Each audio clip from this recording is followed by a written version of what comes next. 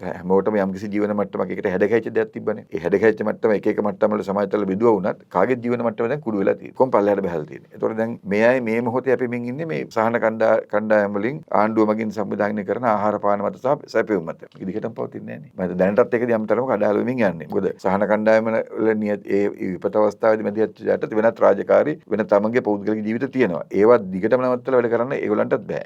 ආණ්ඩුව උනත් හිතනවා මේ දැන් මුදල් ටික බෙදලා දුන්නා වැඩේ ඉවරයි වගේ අදහසකට ඒගොල්ලන් එනවා. ඒක යථාර්ථය. ඒ එනකොට අර බිඳ වැටිච්ච ආර්ථිකවලදී අපිට උදාහරණ මෙච්චර මේ යම් පවුලක රුපියල් 1000ක් දවසට වියදම්ගල ජීවත් වුණා. ඒගොල්ලන්ට රුපියල් 200 300 මේක බස්ස ගන්න වෙනවා. ඒගොල්ලන් මුලින්ම කපාරින් දේ තමයි තමන්ගේ ආහාර පාන තමන්ගේ කැම පිඟාන දෙන අඩංගුව. මෙච්චර කාලේ එළවලු දෙකක් තුනක් එක මාළු කෑල්ලක් එක්ක මොන හරි දෙයක් එක්ක බත් කාපු අය සමහරට පානුයි පරිප්පුයි කන්න නැත්තම් පොල් සම්බලුගේ බතකුයි කන්න මට්ටමට පහළට බහිනවා. ඒක වළක්වන්න බෑ.